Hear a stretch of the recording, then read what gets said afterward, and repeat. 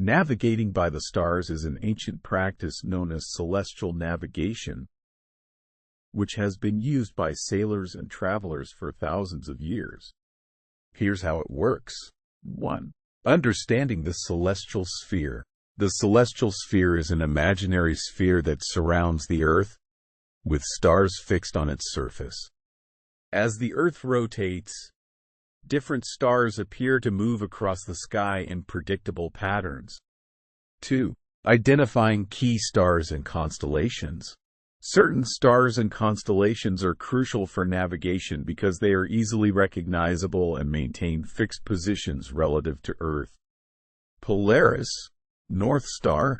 In the Northern Hemisphere, Polaris is almost directly above the North Pole. Its position remains relatively constant, making it a reliable indicator of true north. Southern Cross. In the Southern Hemisphere, the Southern Cross constellation helps determine the direction of the South Pole.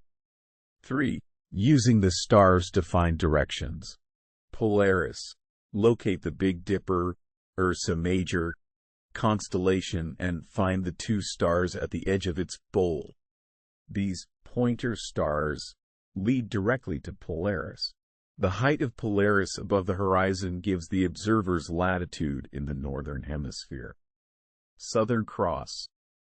Draw an imaginary line along the long axis of the Southern Cross and extend it about 4.5 times its length to find the approximate location of the South Pole. 4. Celestial navigation tools. Sextant. A tool used to measure the angle between a celestial object, like a star, and the horizon.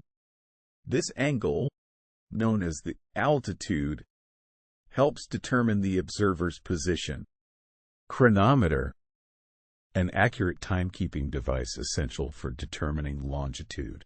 By knowing the exact time at a reference point, like Greenwich Mean Time, and comparing it to local time determined by the position of the sun or stars, navigators can calculate their longitude. 5. Using star charts and almanacs. Star charts. These maps of the night sky show the positions of stars and constellations at different times and locations. Nautical Almanac. A publication that provides the positions of celestial objects at various times.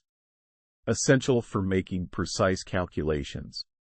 Practical steps for navigation by stars. Determine latitude. Measure the angle between Polaris and the horizon in the Northern Hemisphere. This angle is roughly equal to your latitude.